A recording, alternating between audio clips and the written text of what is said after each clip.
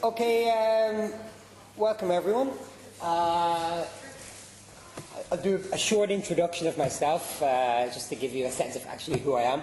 So, my name's Oren Finnegan. I'm working for the International Committee of the Red Cross, and I'm heading up our forensic unit there. So, basically, just to give you a bit of a background as to where I've come from to where I am today.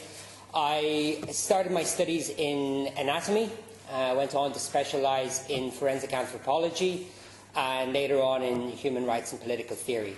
I've worked for a variety of organisations, including the United Nations, the International Crimes Tribunal for the former Yugoslavia, and now, and for the last 9 years, the International Committee of the Red Cross.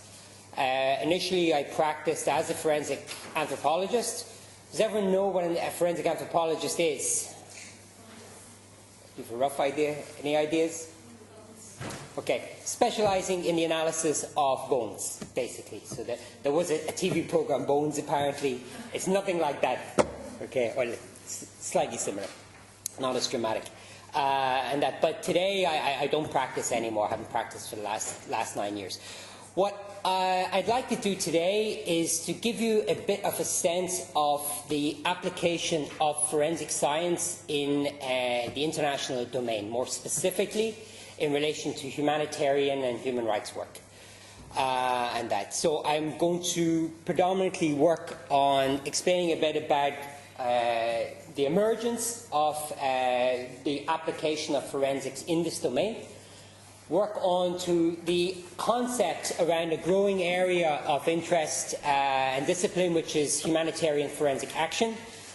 I'm going to give you a perspective of some of the challenges that are out there today from a humanitarian perspective, but I'm also going to look a bit at the process of recovery and analysis, not to explain in detail what it is, but to give you an example of the challenges that are faced in that type of work in the humanitarian and human rights sphere. I know at this stage I was looking a bit at the schedule, and I don't think you've actually touched on areas like forensic archaeology and anthropology. Would that be correct? Okay, so I'm not going to go into too much detail about it, but it's just to give you a sense of the challenges that exist. So, if you have any questions at any stage, please don't hesitate to stop and ask me. If you don't agree with what I'm saying, please don't hesitate to stop and challenge me. I'm not concerned about that. I really would like to hear a bit from you as well. And that if for some reason my Irish accent gets the better of me, then please also don't hesitate to stop and ask me to repeat myself. Okay, so what we'll do is we'll go for about an hour, and we'll take about a 5-minute break, because I don't want to subject you to 2 hours of this without at least 5 minutes of a pause or an escape. Okay. So basically, often many of my colleagues in the International Committee of the Red Cross make the wild assumption that everyone knows who the ICRC are. Could I get a show of hands of people who've actually heard of the ICRC? Okay, not bad, not bad. Okay, so basically, to give you a sense of the International Committee of the Red Cross, so the ICRC was founded back in the mid-1800s by a failed businessman, or ended up being a failed businessman, Henri Dunant. And he got the idea of founding the International Committee of the Red Cross when he was returning from a business trip in Italy, and he stumbled upon one of the biggest battles of that era, which was the Battle of Solferino, where thousands of individuals died. And he came upon this event just after the battle had ended, and he was confronted with thousands of troops who were dead or dying on the battlefield, and he was shocked by what he saw. So he tried to get local residents to assist him in assisting those who were on the battlefield, to give them some dignity, some solace in their final moments before they passed on. He returned to Geneva, where he was from, and from there was born the International Committee of the Red Cross. Its mandate is centred around armed conflict. It acts as a neutral and impartial intermediary. It doesn't take sides in conflict. It provides support and assistance to all sides in a conflict, no matter who they are. It's important to differentiate between the International Committee of the Red Cross and national societies. So, say the British Red Cross, could be the Saudi Red Crescent. They are different. They are national societies. Their mandate is different. They work under an umbrella which is referred to as the Federation of Red Cross and Red Crescent, and their mandate is disasters, whereas the mandate of the ICRC is armed conflict, and it is the only part of what is encompassing the movement which is considered neutral and impartial. Okay, and that's who I work for, and where I will relate a bit. What underlies the basis for the ICRC are the Geneva Conventions, which are basically the rules of war, what you should and should not do in armed conflict. Okay? And that's sort of reasonably clear. I don't want to give you a big lecture on who the ICRC is, but it's important you have some idea of where the organisation comes from in view of who I am and this presentation. So the ICRC today has a huge setup. It has almost 15,000 staff in 80 contexts globally, dealing with issues amounting to armed conflict. So basically what I would like to start to do is give you an idea of where the application of forensics came from in terms of humanitarian and human rights work. There were many points you could I guess, look at, but where it really gained traction and became very much implemented was in Latin America following the fall of dictatorships there in the early 80s. Argentina, Guatemala are two such examples. And basically around this time, following this, many persons who had been enforcedly disappeared, forensic teams went to try and recover and identify those individuals. This individual here is a renowned forensic anthropologist who died a number of years ago. His name is Clyde Snow, and he founded a number of these teams in Latin America, most notably the Argentine Forensic Anthropology Team. And it was with him that a lot can be credited in terms of the idea of applying forensic science to humanitarian and human rights work. As I mentioned, this evolved into other contexts in Latin America in the 1980s. And then in the 90s, with the outbreak of the conflict in the Balkans and its conclusion, there was the setting up of the International Crimes Tribunal for the former Yugoslavia. And from there was a huge effort and a blank cheque written, you could almost say, to provide forensic support in initially trying to identify mass graves and to recover remains, initially for the purposes of the tribunal itself and not necessarily for identification purposes. But identification did growingly play a role in this process. I think what's important to emphasise here is that this was arguably the largest application of forensic science to humanitarian and human rights work to that point. Okay, what it was confronted with was parties to the conflict who recognised that forensics could play a role and did their best to try and hide the various acts or or atrocities that took place during that conflict. And you had scenarios like this, where you had mass graves with maybe hundreds, thousands of individuals in them, and they were robbed, and those remains were deposited in many smaller graves or secondary graves. An example of this was the events at Srebrenica, and it showed forensic practitioners the immense challenges that they would face in the attempts to recover human remains. and to identify them. The opposite also happened, where lots of smaller graves were consolidated into one larger grave. And to give you an example of what that looks like, I want to show you a slide, and there's a number of reasons I want to show you this. One is to show you the complexity of the type of sites that were confronted at this time and continue to be confronted today, but also the extremely valuable role of why forensics can play an important role, not just in various tribunals, but in identification as well. If you look very closely here, you will see slight differences, or you may see slight differences, in the various soil types here. And this is what would be described as varying deposits in a grave. So what happened in this situation was a large hole was dug, and remains and soil from various locations was deposited in the same grave. Okay? And by using a forensic archaeologist, they're able to look at the stratigraphy, the varying soil types, and be able to determine the differences that exist. So for the evidence of a court, they can turn around and say, we can say that these soil types are different, therefore they came from different locations, and therefore it did not take place necessarily at the same time or was related to the same event. Okay? That's extremely important when it comes to identification, because knowing where remains came from can assist in the investigative process of determining who may or may not be present in this grave.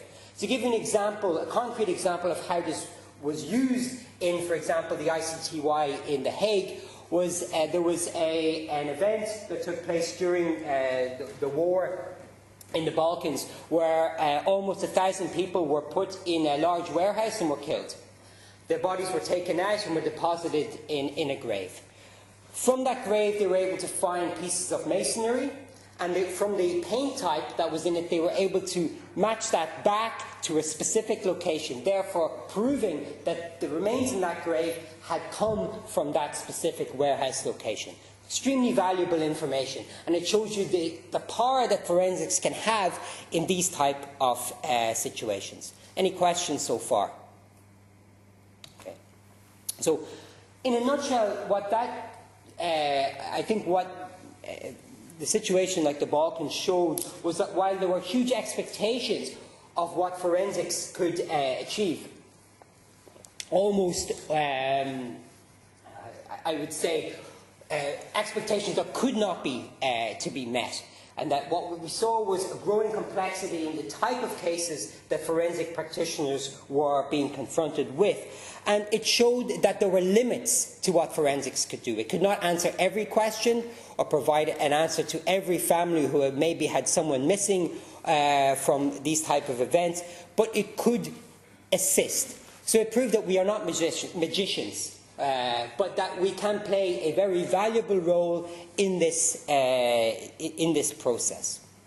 Now, when we look at conflict and we look at international humanitarian law, which is the bedrock of how conflict should and should not take place in terms of what's allowed and what's not, and the Geneva Conventions are a huge body of law within international humanitarian law. When we look at the dead, and which is predominantly what we will talk about today from a forensic perspective, is that there are many obligations that are placed on states or parties to a conflict.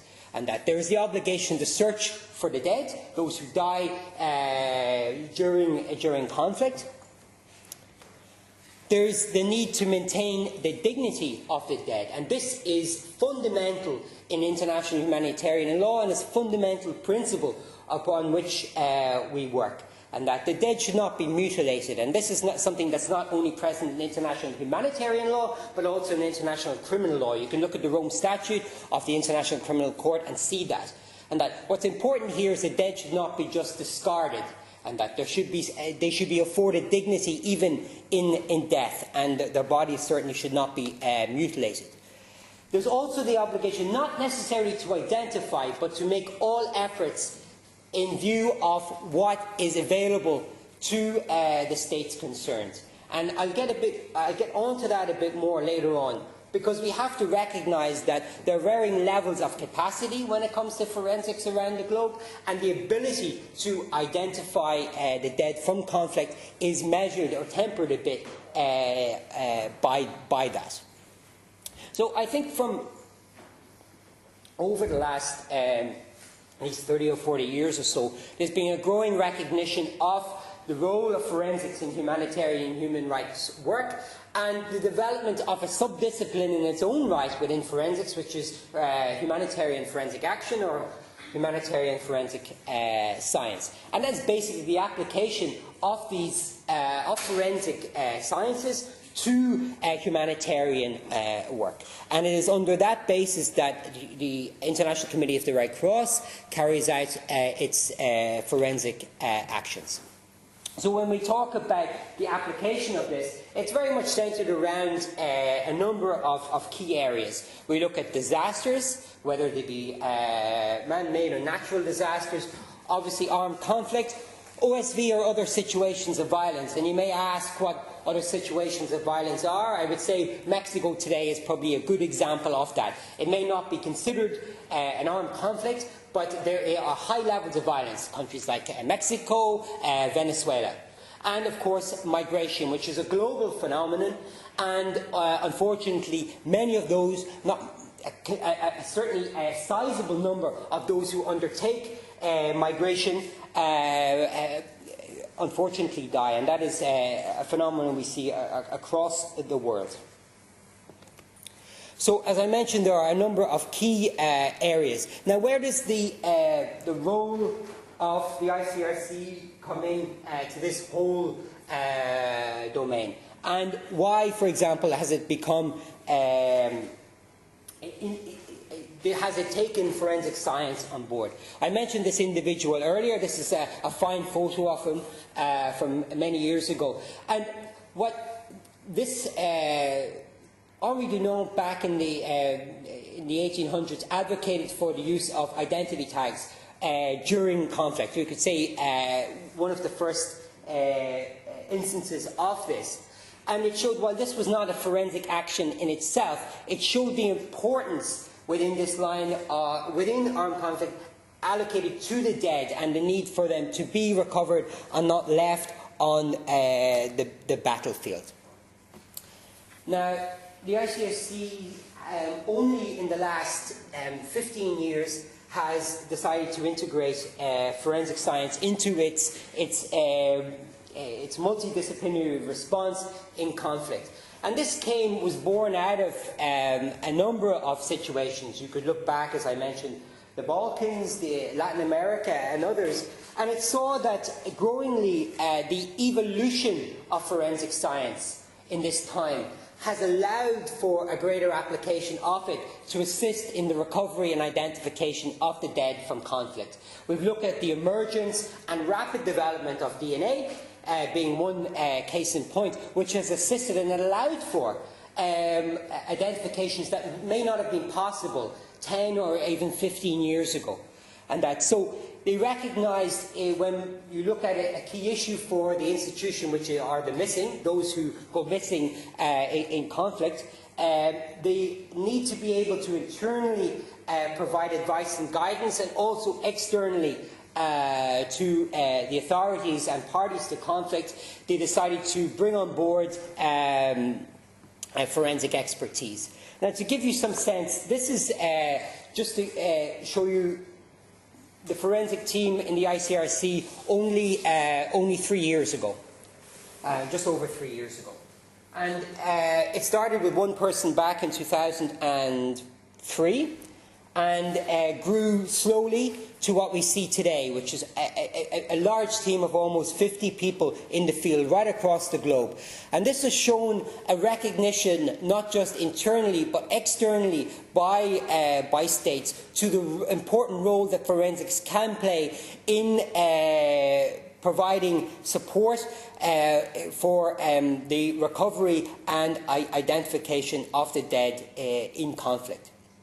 So I think this is something where I think globally the ICRC, and when I look at myself, and I gave a presentation here maybe three years ago.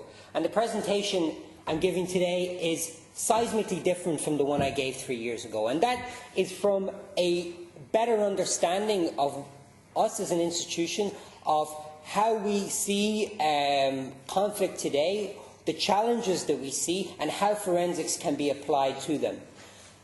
The idea of large-scale identification programs is extremely challenging in today's environment, and I'll get a bit more onto that in the future. So how does the ICRC look forward, both from today and how we can assist from a forensic perspective in these domains? Well, often when we talk about forensics, we think of people in graves or in the mortuary recovering and analysing remains. That's not what the ICRC does from a forensic perspective. What we do is look to support states and various authorities to develop their own capacity. And that's so we provide advice and guidance. We do not believe that substitution is a sustainable model for context. We should be there to empower local actors to be able to carry out this role, and that in terms of ownership, in terms of the longevity of these projects. You look at, I mentioned the Balkans. The efforts there to recover and identify people have been going on and still are going on today from a conflict that's over 20 years ago.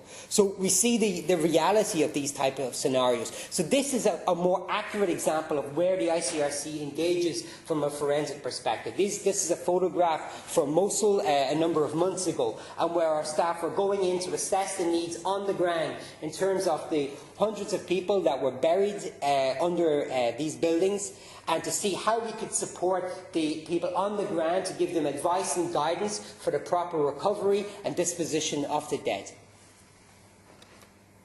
So what I'm trying to get at a bit is that what we see today is a world that is changing rapidly. We see conflict changing. Conflict from 15 years ago and today is seismically different. We see a much greater number of actors involved in conflict. We see an urbanization of conflict itself, and that so conflict is taking place a lot more in urban environments, and you can see that from the news in context around the world today. And this has a lot of importance insofar of how forensics can support efforts to recover and identify the dead. When we have a greater urbanization of conflict, we can see greater destruction of infrastructure, and this in itself has an impact on the ability to respond in these type of scenarios. So we have to try and see, how do we respond as an institution and as a discipline in terms of forensics to ensure that the support that we provide globally is in line with the needs of people on the ground. And that's what's fundamentally important. There is not a one-size-fits-all approach. It has to be contextualized, and that to ensure that we are getting things right. And what I've tried to do here is outline a list of what we see as some of the key challenges being faced today in terms of applying forensics in a humanitarian scenario. We look at cultural and religious sensitivities, addressing needs where we have limited or no forensic infrastructure present, and I'll give some examples of these as we move through. Looking to address the issue of missing persons today as opposed to 20 years ago in terms of the advancement of forensic science and the growing complexity and also the longevity of conflict. The need to be, I hate using the word innovation, but I will use it here, in terms of needing to be innovative in terms of the approaches that we take. And that to these scenarios. Access to education in forensics is a huge challenge as well. Access to actors. With the complexity of conflict, it can often be difficult to access all of the actors that are involved and to provide advice and guidance. And how do we overcome those terms of obstacles? The expectations of the public as well. There's no doubt that I mean, forensics, people expect a lot more from forensics today. And that's either due to the... When I started out in forensics some years ago, there were no shows like CSI or Bones or that. I mean, when I told people I was a forensic anthropologist, they thought I was a very strange individual. And that just times have changed slightly, not completely, but to some degree. And that, so it's important. I think people often misunderstand forensics, misunderstand what forensics can achieve, and that they expect answers quickly. So how do we help to measure or balance those expectations? And that's extremely important. As an institution, it's engaging with states and growingly larger number of non-state armed groups on the dead and obligations that I mentioned earlier under international humanitarian law. Battlefield forensics, I'll touch on that a bit. The risk to forensic practitioners in conflict today.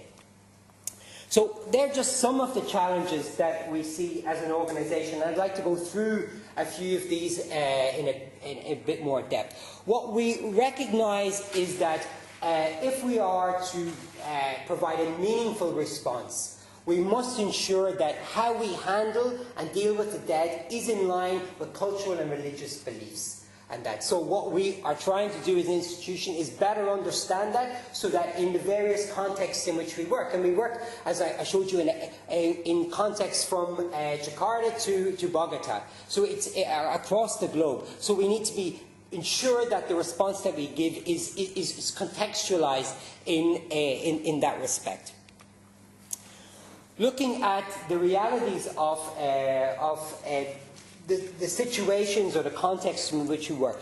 We often work in contexts with quite well-developed forensic infrastructure to contexts where there is no forensic infrastructure. And that's so what do you do in a context where there is no forensic structures there's no forensic practitioners? What is it we can do as an organisation to assist in the recovery and disposition of the dead as a basic minimum to ensure that that dignity is provided?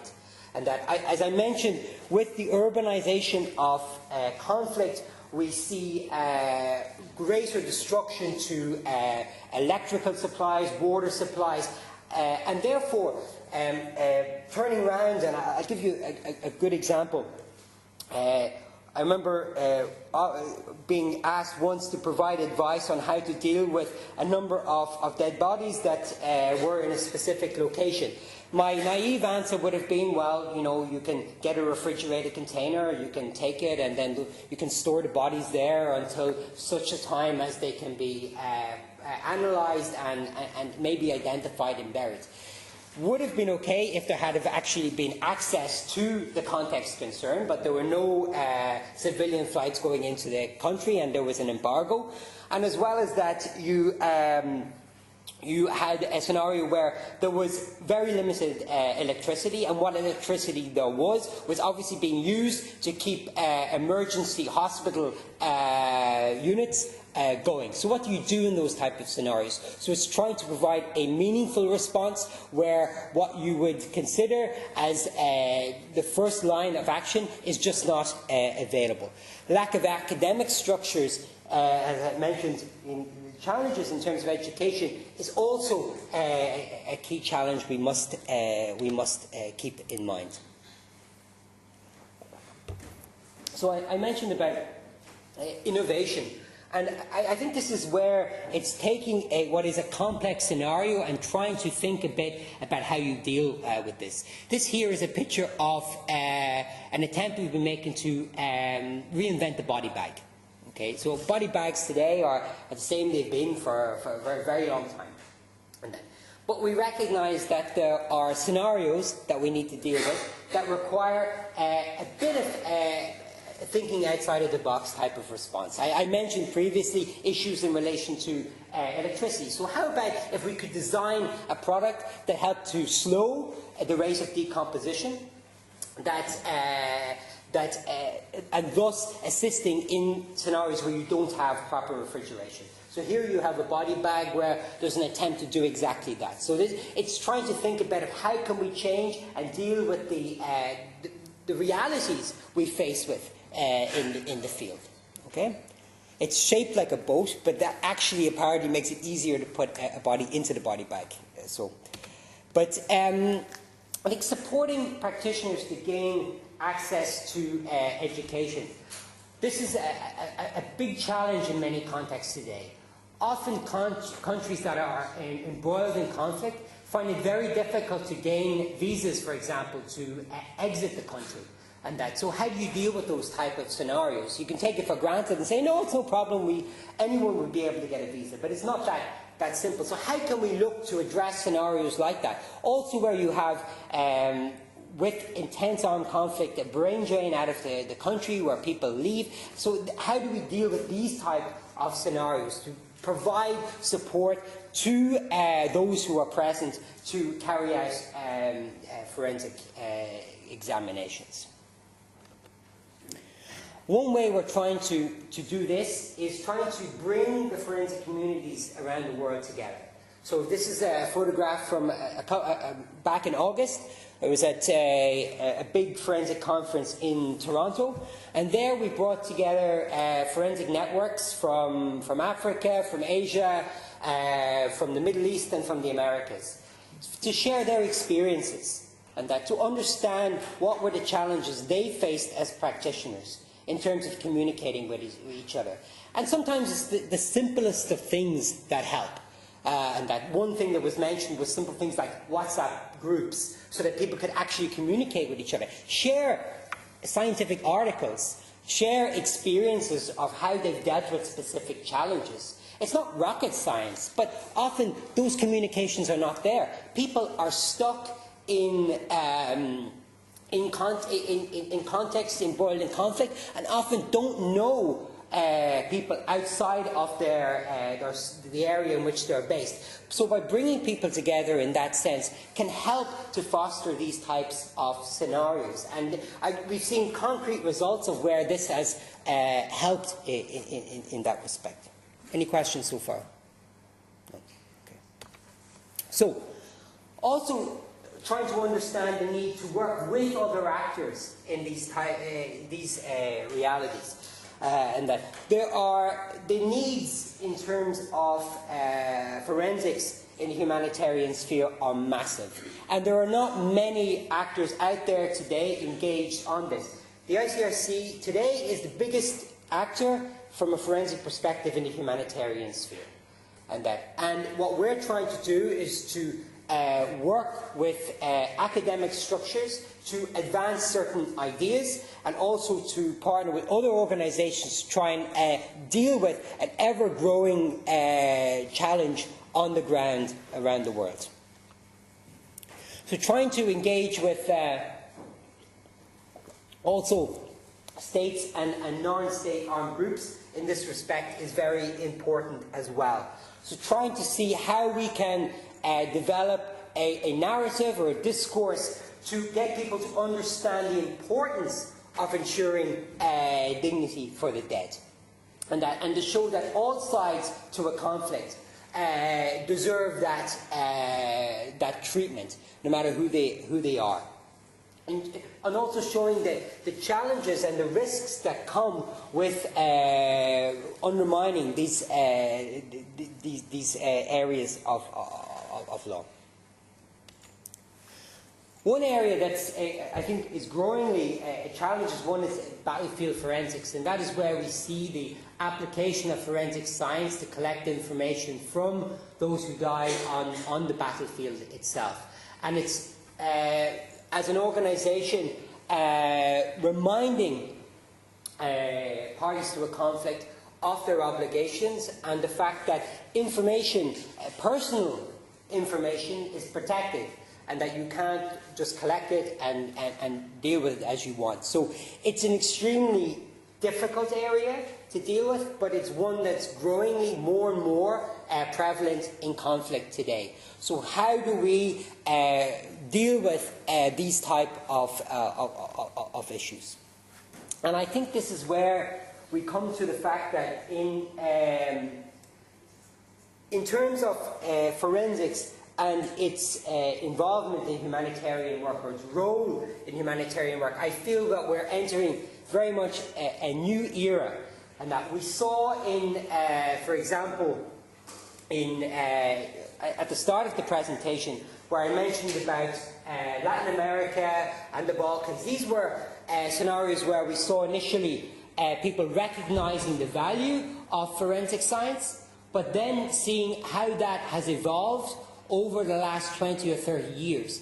But today there is a much greater engagement globally in terms of forensics in situations of armed conflict. And we understand a lot better many of the challenges that exist. And I think today we're now seeing a change in focus of how we apply forensics in this field.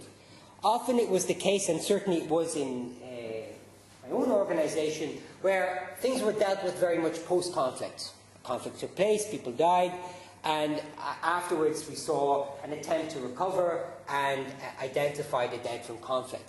But it is clear that that type of approach is not sustainable in protracted, large-scale armed conflict. And there is a need to engage early on, and I'll touch on it a bit in a while, in terms of preventative measures to see what can be done in advance of conflict to deal with these issues. And I think for me, it's a very exciting time.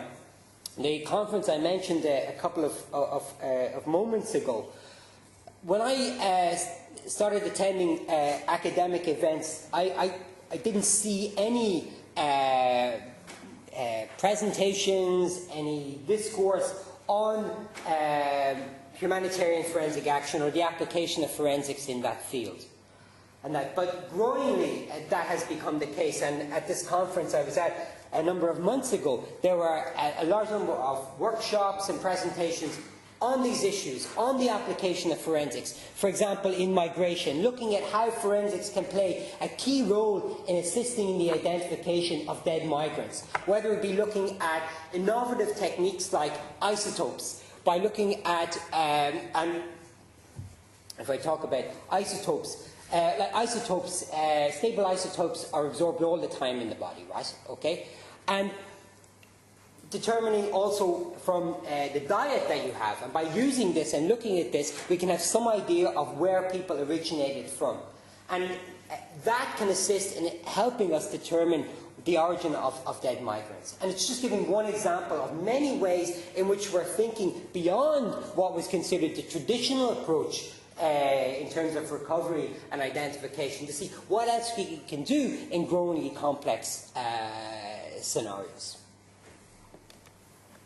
So, as I touched on just there, for us as an organisation, the whole area of prevention will become growingly important in terms of forensics in the international sphere and in humanitarian work.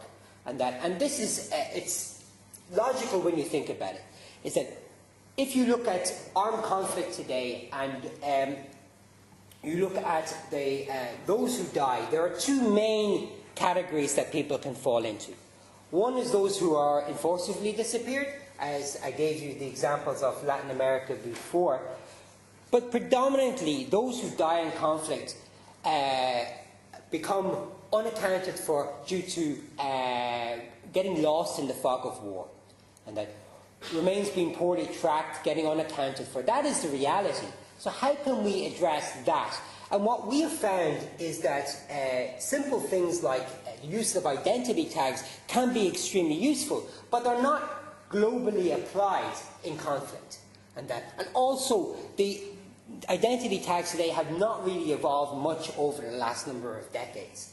So by engaging with armed forces and reminding them of the value of this, it can have an important benefit in terms of helping to identify individuals who become unaccounted for in conflict. So having that discourse, working to develop programs with them in terms of collecting, for example, proper ante-mortem information about the troops themselves, and also collecting things like biological reference samples so that people can be directly matched from a DNA perspective and you're not relying on family reference samples. and that which is obviously a more complicated way of looking at matching from a DNA perspective. So it's trying to preempt things, looking and identifying contexts that are at most risk, and engaging early on to provide training and guidance on the management of the dead in armed conflict, and how to collect the dead, how to dispose of them in a responsible and dignified manner, how to track and document them is essentially important. It sounds pretty simple, but it's not applied. I mean, it was amazing. I was at a presentation a couple of months ago talking about migration from Central America to the United States. And what you were seeing in places like Texas were bodies being buried with no documentation, no grave markers, nothing. Just in unmarked graves and cemeteries. So these type of things are simple, and with basic advice and guidance and showing the importance of these type of things can have a big impact. So it's important to look at some of the simple and fundamental steps before jumping straight into high-end forensic science. But it's also adapting those approaches to the situation on the ground. I mean, you can go to contexts where there may be only one forensic practitioner in the country. Are we going to then look to develop large-scale forensic capacity? Yes, we're going to set up a big forensic structure. Of course not. And that it's not going to happen. So what can we do with what we have in those type of scenarios? And as I mentioned, with growing numbers of non-state armed groups, do we go up and start talking about using military identity tags, or do we have to work with those groups to understand how best to assist them in devising an approach that will help to track those combatants? And that's what I think is essentially important moving forward in the years ahead, and where we will certainly have the biggest impact in terms of assisting in the recovery and identification of the dead from conflict. So I think improving that network of practitioners is essentially important. Exposing people to various examples of programs that may be of benefit in assisting their own development of forensic practice. So that's just a bit of a sense of some of the key issues moving forward. Any questions so far? Does that make sense? Yeah? Okay. So what does the ICRC do concretely to try and approach many of these issues? We look at developing straightforward guidelines and publications. Some of these here, there's one, you can see the management of dead bodies after disasters. And that's to provide basic techniques for first responders in conflict. You cannot expect that following, for example, a large disaster or in the midst of an armed conflict, we're going to be able to jettison in hundreds of forensic practitioners. They're just waiting there to go. There's a big earthquake, a few hundred practitioners just arrive. It doesn't happen. So in that period of time between, say if we take a disaster, if we look at when an earthquake happens to when a forensic response may take place, or maybe not, there is a period of time in which extremely valuable information can be collected. And if that window of opportunity is not taken, then the possibilities to recover and identify the dead can be dramatically reduced. I was discussing with, I don't know if many of you are aware of Interpol disaster victim identification, and I was discussing with them, and they have a very comprehensive approach that requires a large forensic response, but they themselves also recognise the importance of, in that initial post-disaster period, that there is a huge amount that can be done by people on the ground, groups who are trained in basic techniques in terms of recovering the dead, documenting where they have come from, and where those remains have been taken to. And that if that information is lost, the potential for identifications, as I mentioned, is dramatically reduced. Providing other guidance on issues like DNA is also important. Often the possibilities of using DNA are sometimes over-exaggerated, and we need to put in people's minds the limitations of various methods, whether it be odontology, whether it be genetics, whether it be forensic anthropology. Collectively, they can be very strong, but on their own individually, they can have their challenges. So working to develop national guidelines is extremely important, and that's something we try and do with various contexts. Providing training as well is extremely important, but it's trying to identify the right training in the right context. There's no point in going in and if you don't assess properly the needs on the ground, what the background of those you're training is, then the training you can provide ends up being meaningless. And so it's trying to provide something that actually matters, and whether that be in various courses or scenarios around the world.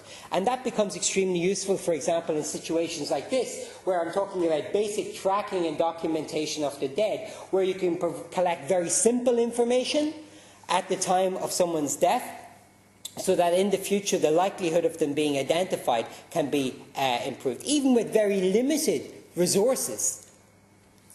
But, and also we work in terms of negotiating with states and authorities and developing dialogues with them to try and work on many of the issues that I've mentioned as well. We do, in a limited number of cases, do forensic casework. But as I mentioned, it's not something we focus on, as we don't feel that that is the area we should be heavily dealing with. That should be the concerned authorities themselves.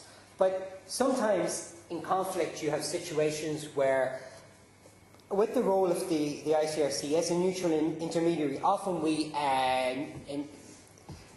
are an intermediary between the warring parties. So, for example, in contexts in recent years, like in Colombia, where the government could not agree with, for example, the FARC rebels at the time, the ICRC was asked to go in and recover the remains of individuals and transfer them, because they were seen and recognised as being acceptable to both sides of the conflict, and to deal with that. Just recently, last week, the ICRC handed over identification reports for Argentine soldiers who had died in the Falklands-Malvinas project. So you had a request from the Argentine government to go to the Falklands-Malvinas Islands and recover and identify Argentine servicemen who were buried on the islands but were unidentified. And both sides of the conflict requested the ICRC to carry out that work. So that work took place this year, and we've just handed over identification reports to the authorities concerned. So it shows where we can play an important role to provide answers to family members who are looking for news of their loved ones. So, just to re-emphasise that point, what we look at is developing local forensic capacity to strengthen the response on the ground. And that we are, as I mentioned, we have 49 staff around the world, and that hardly, I wouldn't even say it's a drop in the ocean in terms of the needs out there. But what we can do is work with the concerned authorities to try and make a difference in that respect. So that's a bit of an introduction in terms of humanitarian work, the role that forensics can play in that, and also in terms of where we see this field going in the next 10 or 15 years. So at this stage, before I get into the next section, I'd like to give you a bit of a break to refresh your minds. So if you could come back at 6 o'clock, it would be fantastic, or even just before, it's fine.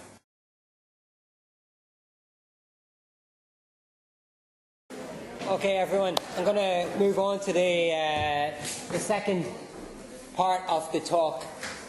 So this part will be a bit different. I'm sort of going to go through and can I get a show of hands? Who here has been involved in or has a good knowledge of recovery and analysis of human remains? That's okay. So this would be probably quite new, so please do stop me if something's not clear. I mean, because I may take certain things for granted, and I really want you to understand this is quite important. So the process of recovery and analysis, in a nutshell, that's pretty much it. Okay, it's like going from the straightforward investigation part, trying to determine, okay, there are some dead bodies, where are they, to recovering them and trying to identify them, and ultimately returning those remains. Okay, so I'm going to go through each of those stages and interject sort of some of the limitations that exist in many of the contexts that we work in. And hopefully that will help to explain things a bit. So when we look at investigation, we're trying to consolidate as much information as possible about a specific event. So, for example, we know that 10 individuals went missing on this day in this location.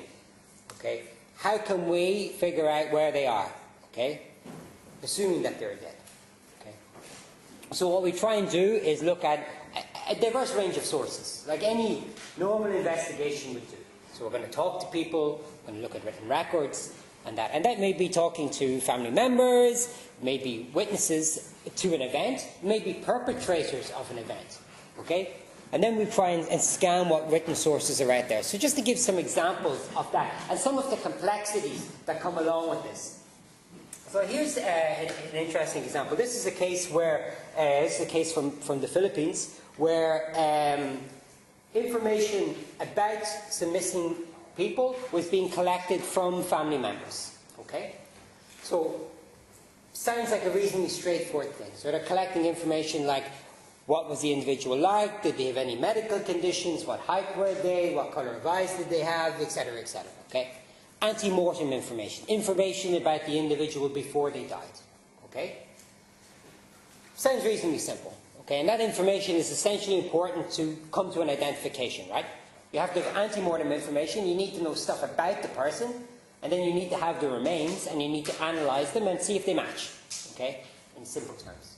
Okay, it's obviously a bit more complicated usually in practice, but just to give you a sense.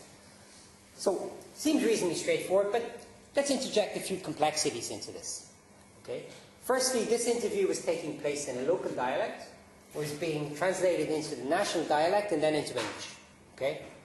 There's serious room there for mistranslation or misunderstanding. Yes? What's national dialect? Tagalog. So basically what you get there is the potential for information to be lost. Misunderstood, misconstrued. Okay? And in this specific case, that's exactly what happened. Okay? So you have to be very careful of how terms are understood. And then we look at cultural specificities. Okay? Give you a simple example. I am wearing, as you can see, a pair of trousers. Okay? At least I would call them a pair of trousers. Others may call them a pair of pants, or may call them a pair of slacks. Okay? Sounds like a pretty sort of non-interesting sort of issue. But when it comes to understanding how items, clothing items, just for example, are understood in various languages is extremely important when we're looking to compile information about an individual. So we have to understand the context that we're talking about. We have to understand cultural specificities. Also, conducting the interview. Who should we interview? And can we interview anyone? Is that acceptable? So we have to understand the environment in which we're working to ensure that the information that we get is information that's going to be beneficial to the process. Okay? The other photograph is an interesting one in that this was an individual who, after more than 20 years, was able to walk out into a field and put a stick in the ground and say, I buried this body here. Okay. In this case, it actually was true, but that's the exception rather than the rule. Okay. It's a lot more complicated than that. What people remember is also very important. Interviewing someone a day after an event. Okay, so what was your brother wearing yesterday, for example? Or what was their hair like yesterday? As opposed to asking that question to someone 20 years later. The mind plays interesting games. There's no doubt if you ask any mother and you ask them what their son looked like, I think they'll probably give quite a good reflection of what they looked like. Okay? So how accurate is the information? It's extremely important. Otherwise it's of little benefit. So it's just to understand some of those challenges that come when you're collecting information. Okay? Any questions? Okay. So then we can look at written sources, and these sources can be vast and are even greater today when we look at the availability of data. Okay? And this is an example. This is an aerial image from the Balkans conflict. And if you look here at the areas that are circled, these are areas of disturbance. Okay, so you can look at aerial imagery over a period of time. Okay, if someone gives information from that oral source and says, I remember an event that took place in this location at this time period. Okay, so then you can look at aerial imagery or satellite imagery today. At this time, satellite imagery was not very good in terms of resolution. This is back in the 90s.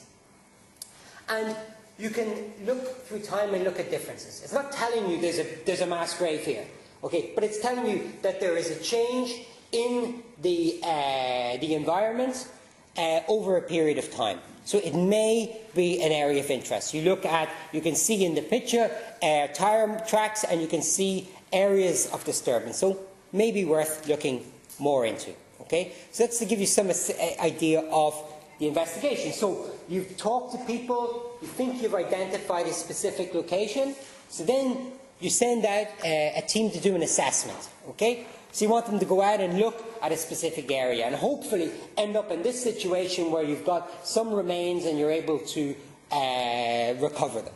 Okay, however, that's not always straightforward, and usually what happens is you can spend numerous attempts to try and get the exact location. I remember myself many years ago, we had information that there was a grave in a field.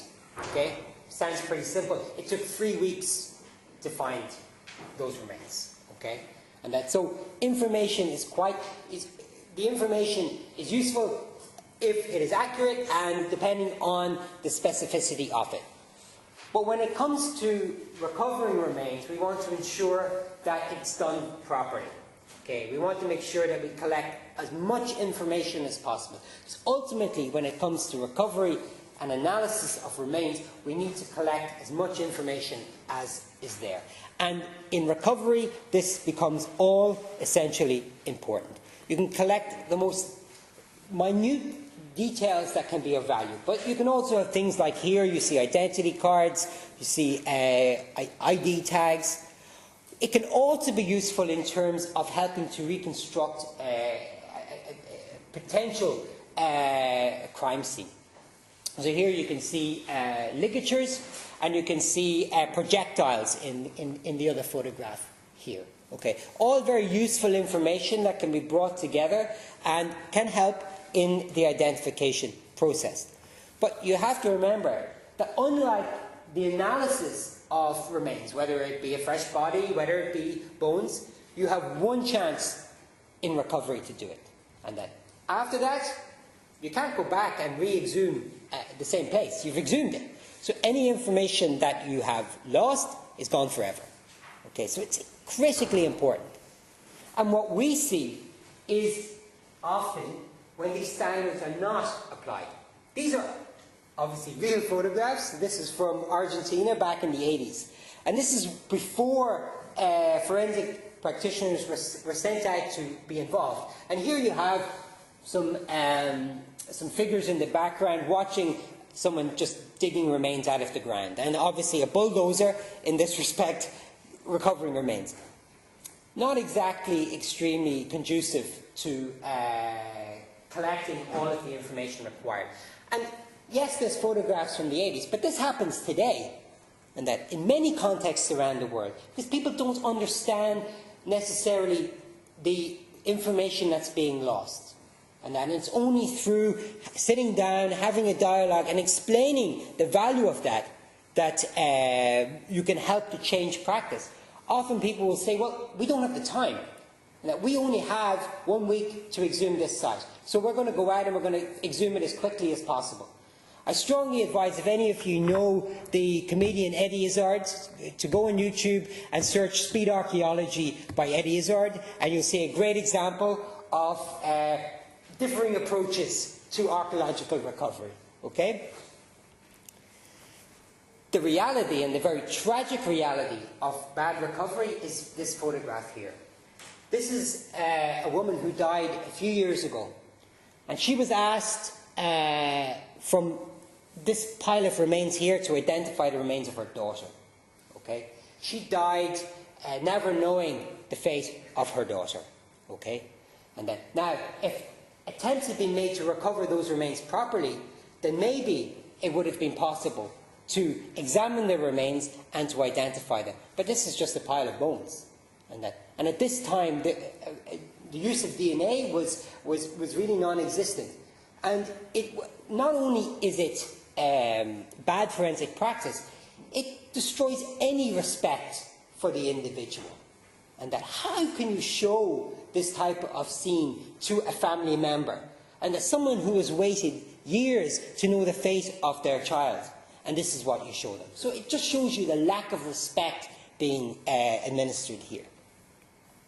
So, and I touched on it a bit earlier, but why do we need an anthropologist or an archaeologist, or a forensic practitioner in general? It could be from a broad range of forensic disciplines, but why do they matter? Let's look at this. I'm not a geologist, but I think we can all pretty much assume that this is what the Earth looks like. It's laid down various layers of soil over time, okay? I think we can all pretty much agree to that. And that I equate it to a trifle, okay? Again, many layers laid down over a shorter period of time, one would hope. But what happens if we take a spoonful out of that trifle, okay? And you try and put it back in. Will it go back in the same way? No. It's exactly the same with the soil. And therefore, if you have an archaeologist going and looking, they can look as you gradually exhume from the surface, and you can see disturbances. Okay? We touched on it at the beginning of the presentation, but by that we see disturbances. We can then say, okay, there are disturbances in the soil. Maybe there's something buried here. It may be a body, it may not be. But at least we can see that there is disturbance, and it helps in defining a location. So how do we see this in practice? So here's an example. A team has been told that, following the information that has been provided, that there is a set of remains buried in this location. We were given, in this case, a very short period of time to go and recover these remains. The area wasn't that safe, and we were told you have a day to go in, find the location, recover those remains. We had to prioritise. We had to go in and carry out this process as best as we could in that time. Okay? And it's just to give an idea of the pressure that you can be put under to recover. But we still took the time to recover as best as we could. So here we removed the soil, and we began to see, and I'm sure you can see there's a difference in the coloration of the soil, right? Okay, so we see that, we photograph and document it, and we uncover it completely. And there you see. Now this is a textbook example. I have to be honest, this doesn't happen all the time, but it did in this case. Okay, and it's just to give you an example of the differences that exist. So here you have, by carefully removing it, not by bringing a bulldozer in and digging the whole thing out, that you're able to define an area of disturbance. And as it happened, we're able to dig down and recover this clothing. Now, you may ask, is that where are the remains? And that, well, the fact was this was a site in Southeast Asia, and many of the soil, a lot of the areas of soil in this part of the world are extremely acidic, and that so almost in parts like lemon juice, and that so obviously bones don't deal very well with acidic conditions, so they dissolve over time. And all that was left were the clothing. Okay, so it's just to give you some of the realities. And that we can talk about saying, well, you find the site, you recover, there'll be a nice set of bones, but that's not always the reality. And this is what happens. So we have to look at the realities of the context that we look at. Now, if it was another environment, then you may get a situation like this, where a skeleton has been uncovered, you can take photographs and recover it. And you get to the laboratory, and you lay out the remains nicely, you carry out your analysis, very straightforward, like this, and that. And what happens if you don't do that? If you just go in with a bulldozer and dig out remains without trying to carry out the process properly? Well, this is a good example of this. I remember, this is a photograph from the site I was at some years ago. And I asked the person who was carrying out the work, I said, how many individuals have you got there? And he said, I have one individual. I said, well, it's funny because I can see 3 pelvic bones here, and, you know, as far as I know, there is no individual that I'm aware of with 3 pelvic bones. So this was a hastily recovered set of remains, and as a result, the person was not clear as to what they were recovering. And this is the type of situation you're dealt with, thus complicating analysis. Now, I'm going to give you a very good example of when these things go really wrong. Okay? This is a situation where you had 24 individuals who had been individually buried in graves. Okay? A team came in to recover them. They recovered those remains, but instead of putting them in individual boxes, they put them in one big box. So an analysis, like you saw from the previous photographs, where you have a skeleton set out that can be quickly analysed, information collected and hopefully compared with the ante-mortem information I referred to earlier to assist in the identification, becomes a lot more challenging. Okay? So what can you do in this type of scenario? And in this case, all you can do to begin with is try and determine how many individuals you have. Does the information match up with what you've been told in the field or not? And so here, due to poor practice, you end up trying to first and foremost just isolate the various elements. And that's in this case what happened. And it's extremely tragic, because a process that could have taken only a few months took years. You have to remember, some people will say, well, surely we can use DNA. Just use DNA and identify them all. I'm sure you're aware there are 206 bones in the normal sort of adult skeleton, and that we're going to DNA all of those bones, each skeleton, and then I'm not sure that's really going to work. So in this type of scenario, all you could do was reassociate through both anthropological analysis and the use of genetics to try and piece together the main elements of the skeleton. Okay? And that's all that could be done. So instead of a family being able to receive a complete skeleton, it was very difficult to achieve those type of challenges because of the practical realities. And it shows you the importance of good practice. And this is just other photographs from that scene. And this shows also the importance of the most minute details when it comes to identification. So through the careful recovery of these remains, this ring was found on a hand phalanx. And while that is not an identification in itself, they were able to look at the name. They were able to go to the ante-mortem information that had been properly collected and see that it related to an individual who was in the grave, and they were able to then put that together with the rest of the skeleton and provide that back to the relative concerned. I mean, extremely powerful stuff. So the moral of the story is speed in the field does not mean speed in the laboratory. Okay?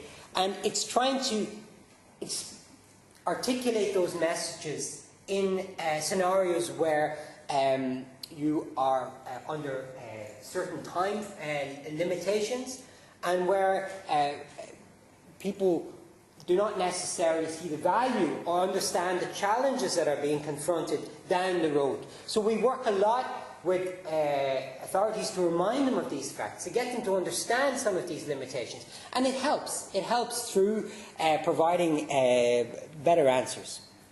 So that's sort of looking at the assessment. When we look at analysis, analysis can take place in many environments, like in this, which is a dry setup where you're just dealing with skeletal remains, or in more complex environment. This is me in a younger days with more hair on my head. There's a bit more here now. But it shows you the complexity of environments. This here is an interesting photograph because here you have a scenario where you have remains that are being analysed in a certain context, and you also have present here observers from the other party to a conflict. And they're there to ensure that the remains are being analysed appropriately. And it's very important in terms of transparency to have these type of processes take place, that it's not a closed environment, that you have the opportunity for people to come and see things for themselves as observers.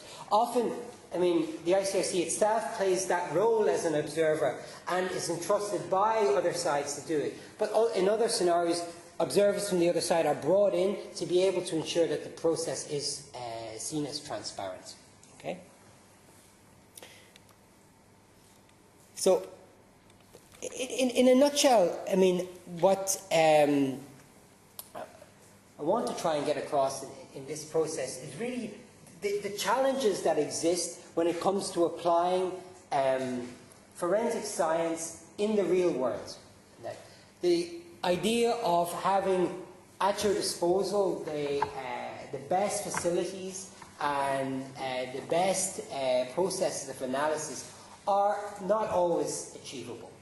And you have to deal with the reality on the ground depending on the context in which you're in. And we've found that over the years in many of the contexts in which we have worked, and trying to adapt that response to provide something that can actually provide meaningful answers is extremely important. And that often I have seen myself contexts where I arrive and we see brand new forensic equipment all sitting in the laboratory in its packaging.